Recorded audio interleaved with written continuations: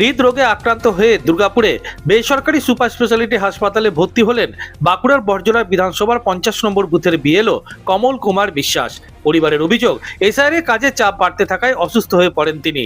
খুব বেশি পরিমাণে ছিল, তার শারীরিক অসুবিধা হচ্ছিল, তার রাত জাগা এবং স্কুল যাওয়া, তার সঙ্গে সারাদিন ঘুরে ঘুরে আগে স্কুলের আগে করে টাইমটা আসে ফর্ম আদায় করা বা বিলি করা এইসব কাজ করতো। তার খুব চাপ হয়ে গেছিলো। হঠাৎ একদিন তার স্ট্রোক হয়ে যায়, দিয়ে মিশন হসপিটালে ভর্তি হয়। কবে নিয়ে আসেন? সোমবারে নিয়ে আসে, সোমবারে ভর্তি হয়ে যান রাত্রে। তারপরে তাকে অপারেশন করা হয়। কিসের অপারেশন? হার্টের। এখন কেমন আছে? এখন কালকের থেকে অপারেশন যখন করেছিল তার থেকে আরেকটু সুস্থ বেশি। এই বিষয়টা জানিয়েছেন কর্তৃপক্ষকে? না, আমরা খুব মানসিক চাপ ছিলাম, আমরা তাকে নিয়েই মানে ছোটাছুটি করেছি। আর আমরা এদিকেই ব্যস্ত, আমরা পারিনি কাউকে জানাতে। কেউ যদি এগিয়ে আসে জানতে চাইছে সেটাই আমরা জানিয়েছি। বলছি কতটা চাপ? 1385 ভোটের তার চাপ ছিল। বাঁকুড়া বড়জোড়া বিধানসভার 50 নম্বর বুথে প্রায় 1387 জনের মতো ভোটার রয়েছেন।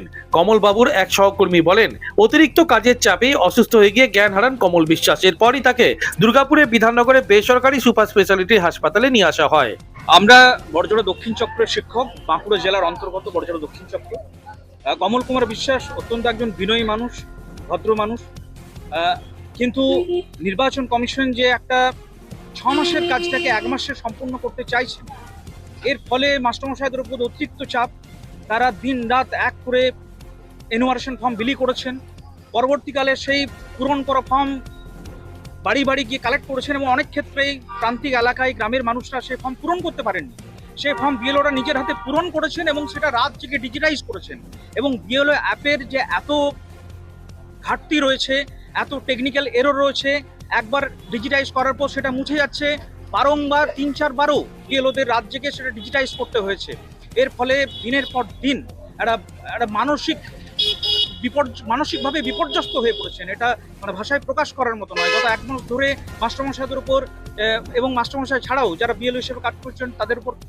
ইতিমধ্যে বাঁকুড়া বড়জোড়া বিধানসভার 50 নম্বর বুথের বিএলও অসুস্থ হওয়ার ঘটনাকে কেন্দ্র করে রাজনৈতিক তরজাও তুঙ্গে উঠেছে। রাজ্যের পঞ্চায়েত মন্ত্রী প্রদীপ মজুমদারের অভিযোগ, শুধু বাংলা কেন, ভিন রাজ্য বিএলওরা কাজের চাপে অসুস্থ হয়ে পড়ছেন। এর জন্য দায়ী নির্বাচন কমিশন। বিজেপির অঙ্গুলি হেলনায় নির্বাচন কমিশন কাজ করছে বলে রাজ্যের মন্ত্রী প্রদীপ মজুমদারের অভিযোগ। শুধু এখানে হয়েছে, গুজরাটে 5 জন হয়েছে, রাজস্থানে হয়েছে। দেখুন না তারা কেন হলো। 12টা রাজ্যে তবে না অসুস্থ হচ্ছে যে বিএলওরা।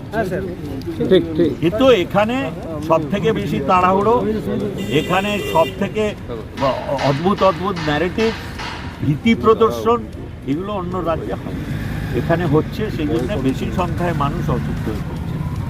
খুবই আমরা দুঃখিত যে এই ধরনের আশঙ্কাজনক অবস্থায় তাকে হার্ট অপারেশন করতে হয়েছে আমাদের একজন বিএলও সহকর্মীকে। এটা আমাদের কাছে অত্যন্ত দুঃখের। তার সুস্থতা কামনা করি, কিন্তু এই ধরনের অত্যাচারের বিরুদ্ধেও আমরা সোচ্চার। যদিও অভিযোগ ভিত্তিহীন, পাল্টা দাবি বিজেপির, কেউ অসুস্থ হতেই পারেন কাজ করতে গিয়ে। এর জন্য নির্বাচন কমিশন কেন দায়ী হতে যাবে? রাজ্যের মন্ত্রীকে পাল্টা প্রশ্ন বাঁকুড়ার বিষ্ণুপুরের বিজেপি সাংসদ সৌমিত্র খাঁর।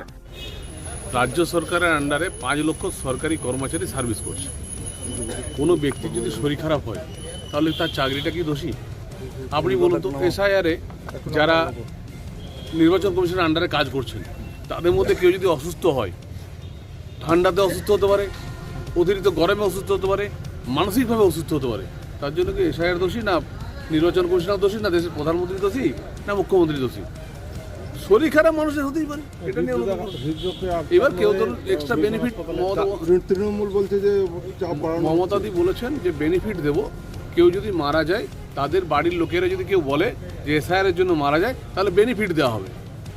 মানে একটা সরকারি চাকরি তার বাড়ি থেকে যদি কাউকে দেওয়া যায়, তার জন্য ওর সবাই মিলে এখন বলছে যে মারা গেলেই মানে এসআইআর দোষই দাও, তাহলে এটা ঘরে বেনিফিট পাওয়া যাবে। দেখুন, মৃত্যু বা শরীর খারাপ এটা হতেই পারে। আমরা পলিটিক্যাল রাজনীতি করি, আমাদের শরীর খারাপ আছে, তো শরীর খারাপ হলে কি আমি বিজেপিকে দোষ দেবো যে বিজেপির জন্য আমি শরীর খারাপ? বুধবার বিএলও কমল বিশ্বাসের হৃদযন্ত্রে অস্ত্রোপচার হয়েছে। তার শারীরিক অবস্থা এখন স্থিতিশীল রয়েছে বলে চিকিৎসকরা জানিয়েছেন, যদিও তার শারীরিক অবস্থার জন্য উদ্বিগ্ন তার পরিবার। দুর্গাপুর থেকে অনুরাধা সেনগুপ্তর রিপোর্ট, খাঁটি খবর।